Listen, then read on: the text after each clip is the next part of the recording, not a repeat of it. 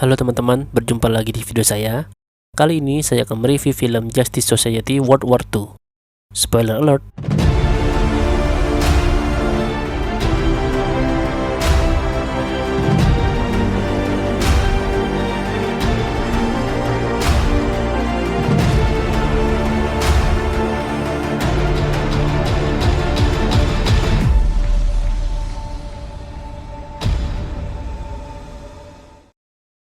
Justice Society World War II adalah film DC Animated Original Movies yang ke-41. Film ini disutradarai oleh Jeff Lemire dan diisi oleh pengisi suara seperti Stana Katic sebagai Wonder Woman, Matt Bomer sebagai The Flash, Matthew Mercer sebagai Hourman, dan masih banyak lagi yang lainnya.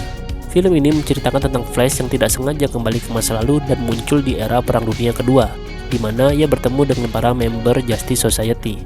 Justice Society adalah sekumpulan para superhero yang dibentuk oleh pemerintah Amerika untuk membantu mereka memenangkan perang dunia melawan Nazi Jerman. Justice Society dipimpin oleh Wonder Woman dan beranggotakan Hourman, Black Canary, Hawkman, Steve Trevor, dan Flash versi Jay Garrick. Kedatangan Flash versi Barry Allen yang kembali ke masa lalu menyebabkan ia ikut terlibat dalam perang tersebut dan menawarkan diri untuk membantu member Justice Society. Walaupun pada akhirnya semuanya tak mudah dan memiliki masalah rumit yang akhirnya terungkap. Menurut saya, film ini cukup menarik karena menampilkan banyak superhero DC yang sebelumnya jarang muncul di DC Animated Movie, seperti Hourman, Black Canary, Hawkman, dan Dr. Fate. Di awal film diperkenalkan sedikit apa kekuatan para member Justice Society ini, walaupun singkat, tapi cukup untuk mengetahui apa kemampuan para superhero ini. Di awal film, kita diperlihatkan Barry yang sedang kencan piknik bersama Iris West. Namun, piknik tersebut tidak berjalan dengan lancar karena Barry tidak fokus karena masih memikirkan pekerjaannya sebagai superhero untuk menyelamatkan manusia. Dan hal ini membuat Iris agak kesal. Hingga tak lama kemudian, Barry dan Iris mendengar suara ledakan yang menandakan ada sesuatu terjadi. Iris pun menyuruh Barry untuk melihat apa yang terjadi sebagai The Flash dan meninggalkan piknik mereka. Barry yang bimbang akhirnya terpaksa meninggalkan pikniknya bersama Iris dan berubah menjadi Flash untuk melihat apa yang sebenarnya terjadi. Ternyata ada serangan dari Brainiac yang ingin menguasai bumi. Saat itu sudah ada Superman yang mencoba mengalahkannya, tapi Superman terlihat kewalahan. Di saat itulah Flash datang untuk memberikan pertolongan kepada Superman untuk mengalahkan Brainiac. Brainiac ternyata sudah memiliki rencana untuk mengalahkan Superman, yang memiliki peluru kryptonite yang siap untuk ditembakkan untuk melumpuhkannya. Untungnya saat Brainiac menembakkan peluru tersebut, hal itu sempat dilihat oleh Flash. Flash pun mengejar peluru tersebut agar tidak mengenai Superman, namun ia berlari terlalu cepat sehingga membuatnya memasuki Time Force dan kembali ke masa lalu di era Perang Dunia Kedua dan bertemu dengan para member Justice Society. Dari segi alur cerita, menurut film ini cukup menarik karena mengambil tema Perang Dunia Kedua yang sesuai dengan timeline kita di dunia nyata. Para Justice Society ini diceritakan sebagai tim rahasia di mana tidak ada yang tahu bahwa mereka lah yang berperan dalam memenangkan perang bagi Amerika. Namun, eksekusi film ini bisa dibilang biasa saja. Tidak ada hal yang terlalu berkesan sepanjang filmnya.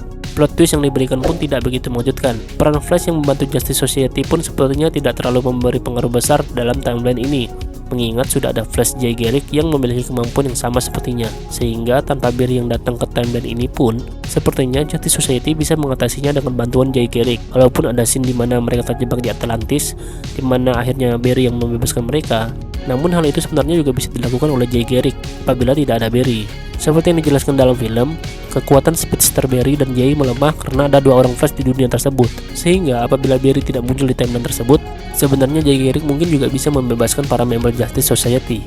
Lalu ada Dr. Fate yang tidak dijelaskan siapa dia sebenarnya, apa alasan ia menuntun Barry ke timeline ini, dan apa tujuannya. Mengingat ketika Barry menemukannya, ia sudah menjadi tahanan tentara Nazi dan dalam keadaan sekarat. Lalu setelah ia memecahkan kode yang diberikan oleh Hawkman, ia menghilang begitu saja. Juga tak dijelaskan siapa yang memberi kostum Superman kepada tahanan Nazi, di mana ia diberitahu bahwa suatu saat Superman akan datang. Apakah ini juga ulah dari Dr. Fate? Sampai akhir film, misteri ini juga tidak terjawab. Film Justice Society World War II adalah sebuah film yang memberikan kita perkenalan pada versi lain Justice League di era Perang Dunia Kedua, terutama bagi para fans DC yang belum mengenal apa itu Justice Society. Walaupun memiliki jalan cerita yang mediocre, flat, dan tak ada kejutan, tapi cukup menyenangkan melihat aksi para pahlawan super ini bertarung dalam medan perang. Ditambah banyak karakter-karakter superhero lain yang kita kira tak akan ada di film ini, tiba-tiba muncul dan menjadi bagian penting dalam cerita di film ini. Andaikan skrip film ini digarap lebih serius, mungkin film ini bisa menjadi sesuatu yang memukau. Namun sayang, ini hanyalah menjadi film DC yang mungkin akan cepat terlupakan jalan ceritanya. Jangan terlalu berekspektasi tinggi dengan film ini, cukup nikmati saja dan jangan berpikir terlalu keras. Anggap saja ini adalah film ringan untuk mengisi waktu luang. Skor dari saya 6,5/10. Itulah dia review dari saya, semoga bisa menjadi pertimbangan kamu untuk menonton film ini. Terima kasih untuk kamu yang sudah menonton video ini sampai habis, dan jika kamu suka video seperti ini, jangan lupa untuk klik like, comment, subscribe, dan bunyikan lonceng agar kamu mendapat notifikasi tiap saya upload konten baru. Sekian dari saya, semoga bermanfaat dan sampai jumpa di video saya yang berikutnya. See ya!